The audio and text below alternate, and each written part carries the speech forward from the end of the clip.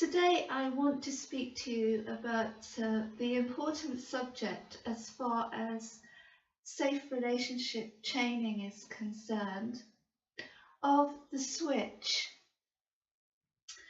The switch is a term that I use to describe a behaviour that can happen after a certain period of time when someone feels secure in the relationship enough in order to switch. And this is related to my other video, the mask. But in terms of the switch, what can happen is if a dysfunctional person is in the partnership, they may wait a considerable length of time, or it could be a short length of time. And that length of time is determined by whether the other person, the victim, is prepared to accept the switch.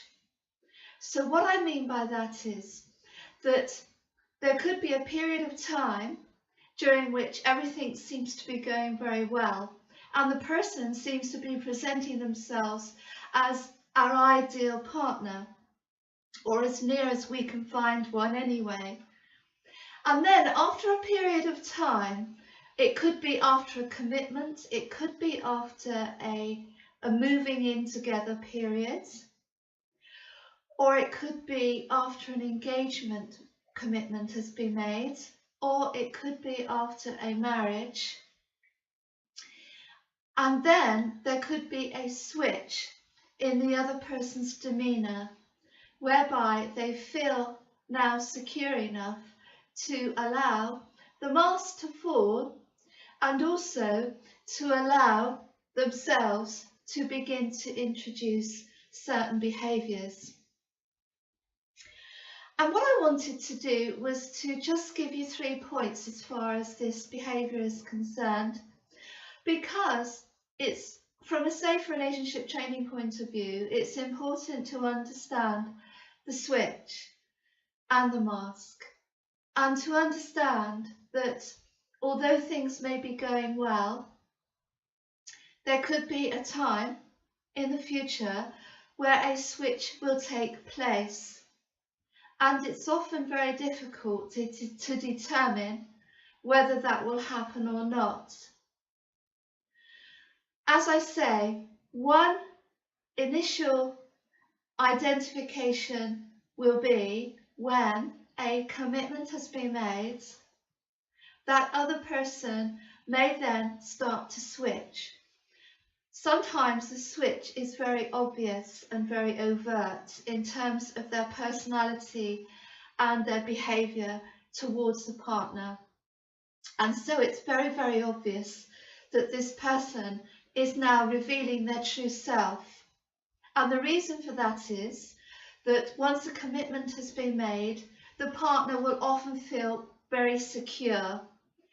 And by that time, they will often know the other person well enough to know whether that person has boundaries or not, and whether they are actually going to confront the abuser, or whether they're going to accept any abuse in the future. Because if an abuser will not be allowed to continue the abuse and therefore groom the person, then they will often back out, because that's not their idea of a relationship. Often abusers want relationships on their terms, and very often they want to be in control of the dynamics. So the first tip is to be aware of that time of commitment, as to whether there is a change or a switch, because it could possibly, and I don't give advice, I just give an opinion, it could possibly be an indication that there could be further toxicity down the line.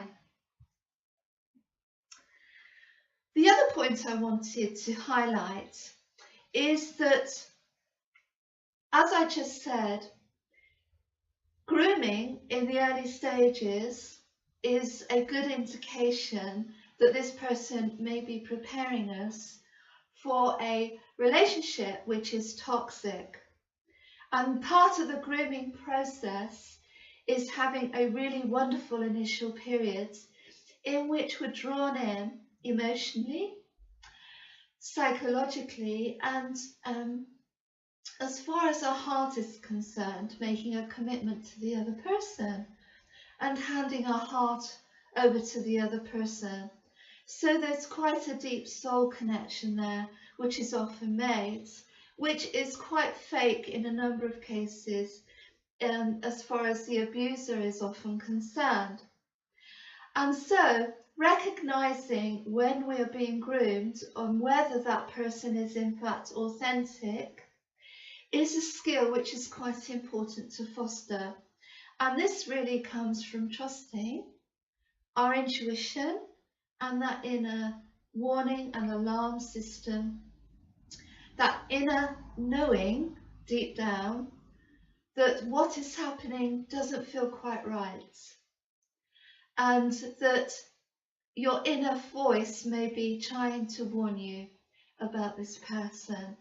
So the initial stages of dating and the relationship are really quite important.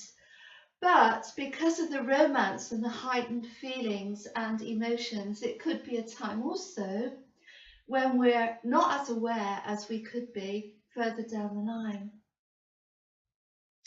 And finally, the other tip that I wanted to flag up is that after there has been a switch, there could then be a switch backwards and forwards between the nice persona that you saw in the beginning and the nasty, not so nice one that you are now getting intermittently.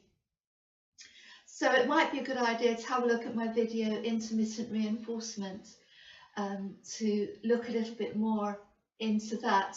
But this switching backwards and forth is in order to keep the partner confused and off balance, and importantly, keeping them in the game so that they are not sure what's going on, and the abuser then is in control and able to manipulate the partner's feelings backwards and forth. So that's just a little bit on the switch, so I hope that's helpful for you, and I look forward to speaking to you again in the future. In the meantime, stay safe and very happy. Bye-bye.